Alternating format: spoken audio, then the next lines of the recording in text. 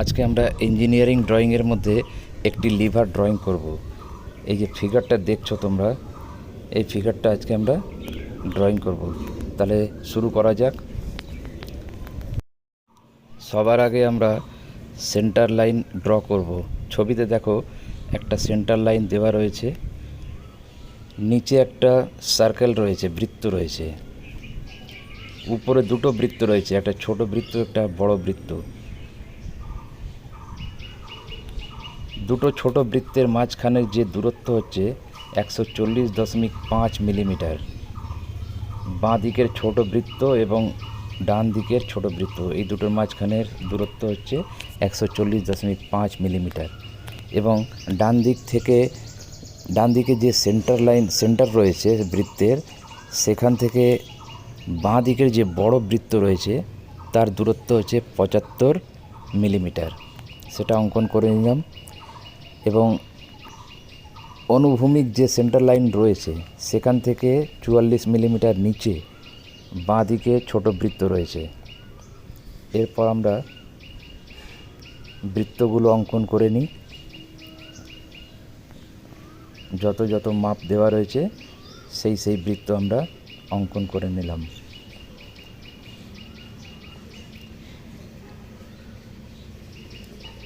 পঁচাত্তর মিলিমিটার ব্যাসের বড় বৃত্ত অঙ্কন করলাম।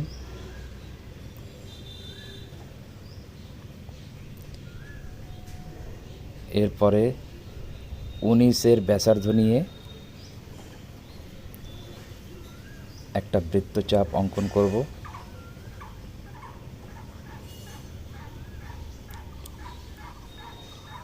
বাঁ দিকে বৃত্তচাপ এবং এটা ডান দিকে বৃত্তচাপ একই ব্যাসার্ধ, অর্থাৎ R19। এরপরে আমরা দুটো বৃত্তচাপ অঙ্কন করব, যেটা মাঝখানের বড় বৃত্তের উপরে এবং নিচে রয়েছে। তার ব্যাসার্ধ হচ্ছে 44 মিলিমিটার। যেহেতু ডায়ামিটার 88 মিলিমিটার দেওয়া রয়েছে, এরপরে আমরা 16 ডায়ার দুটো বৃত্ত অঙ্কন করব, একটা ডান দিকে একটা বাঁ দিকে।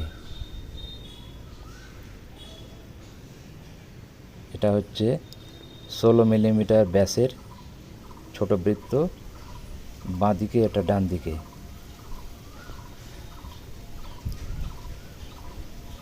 এরপরে আমরা এই যে আর্ক দেওয়া রয়েছে বা চাপ দেওয়া রয়েছে R38, এটা আঁকার জন্যে কি করব, যে R38 প্লাস R19 যোগ করলে দাঁড়াচ্ছে R57, অর্থাৎ 57 মিলিমিটারের ব্যাসার্ধ নিয়ে বাঁ দিকের যে কেন্দ্র রয়েছে সেই কেন্দ্র থেকে একটা চাপ অঙ্কন করব। আবার 44 প্লাস 38 এই দুটো যোগ করলে দাঁড়াচ্ছে 82 বা 82। এই 82 ব্যাসার্ধ নিয়ে মাঝখানের সেন্টার থেকে আর একটা চাপ অঙ্কন করব। এই চাপ দুটো যেখানে ছেদ করেছে সেটাকে কেন্দ্র করে 38 মিলিমিটার ব্যাসার্ধ নিয়ে চাপ অঙ্কন করলাম। এরপরে উপরের যে আর্ক রয়েছে R125, সেটা আঁকার জন্যে এবার 125 থেকে আমাকে 19 বিয়োগ করতে হবে, দাঁড়াচ্ছে R106। এই 106-এর ব্যাসার্ধ নিয়ে বাঁ দিকের সেন্টারকে কেন্দ্র করে একটা চাপ অঙ্কন করব এবং 125 থেকে 44 বিয়োগ করলে দাঁড়াচ্ছে R81 দিয়ে একটা চাপ অঙ্কন করব মাঝখানের সেন্টার দিয়ে। এরপরে R125 অর্থাৎ ব্যাসার্ধ 125 নিয়ে যেখানে চাপ দুটো ছেদ করেছে সেটাকে কেন্দ্র করে চাপ অঙ্কন করি।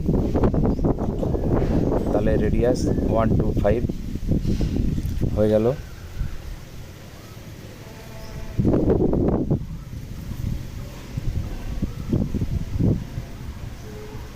এরপরে আমরা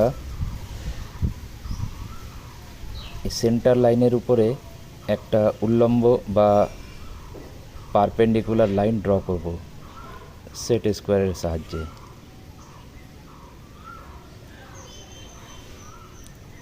এরপরে আমরা 45 ডিগ্রি অঙ্কন করব মাঝখানের যে সেন্টার রয়েছে সেখান থেকে 45 ডিগ্রি অঙ্কন করলাম। তাহলে উপরের কোণটা রইল বাঁ দিকের 45 ডিগ্রি। এই 45 ডিগ্রি থেকে যদি আমি 30 ডিগ্রি বিয়োগ করে দিই তাহলে দাঁড়াচ্ছে 15 ডিগ্রি। উপরের কোণটা 15 ডিগ্রি ফিগারে দেওয়া রয়েছে।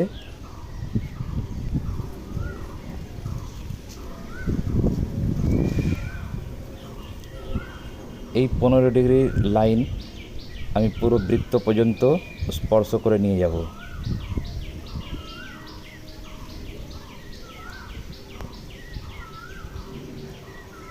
এরপরে কেন্দ্র থেকে 15 ডিগ্রির যে লাইন আছে সেই লাইনের লম্ব অঙ্কন করলাম, দুদিকে বাড়িয়ে দিলাম এবং সেন্টার থেকে বাঁ দিকে 22 এবং ডান দিকে 22।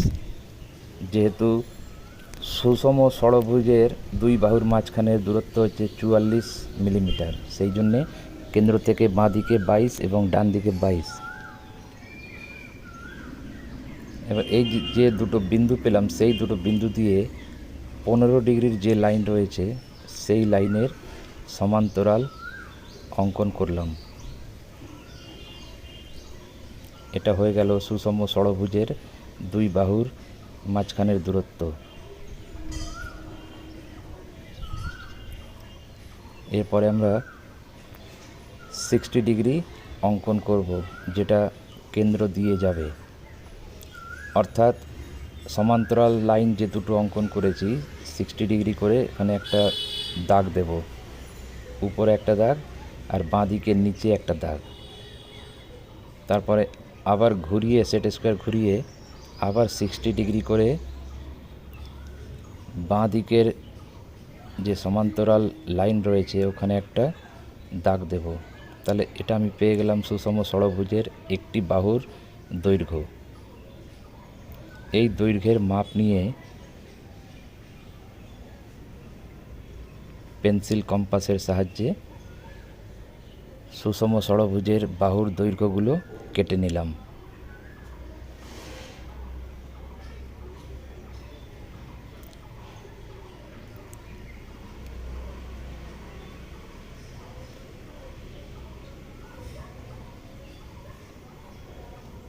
সুষম ষড়ভুজের 6টা বিন্দু পেয়ে গেলাম।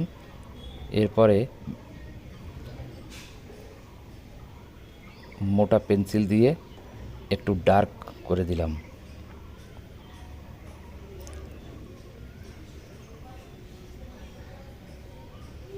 হয়ে গেল সুষম ষড়ভুজ। এরপরে বাকি যে আর্কগুলো রয়েছে সেটাকে একটু ডার্ক করে দিই।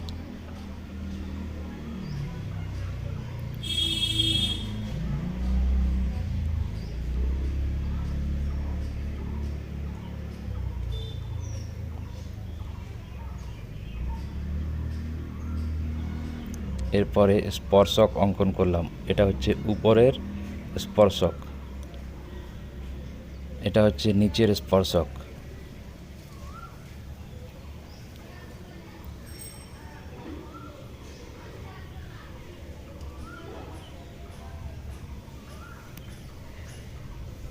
এরপরে 75 মিলিমিটার ব্যাসের যে বৃত্ত আছে সেটাকে ডার্ক করে দিলাম।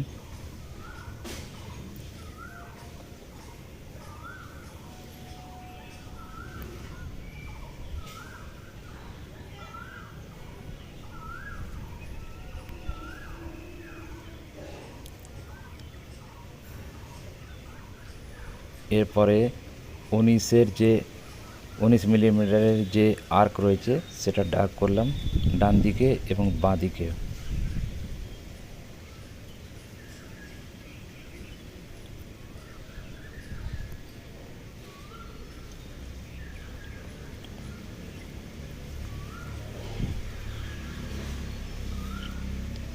এরপরে সেন্টার লাইন ড্র করে দিলাম।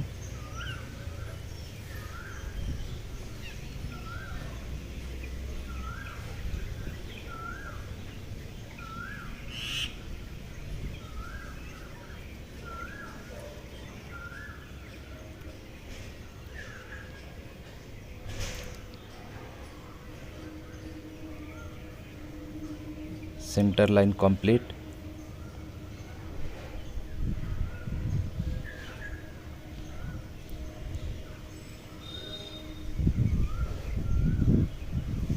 তাহলে লিভার ড্রয়িং হয়ে গেল।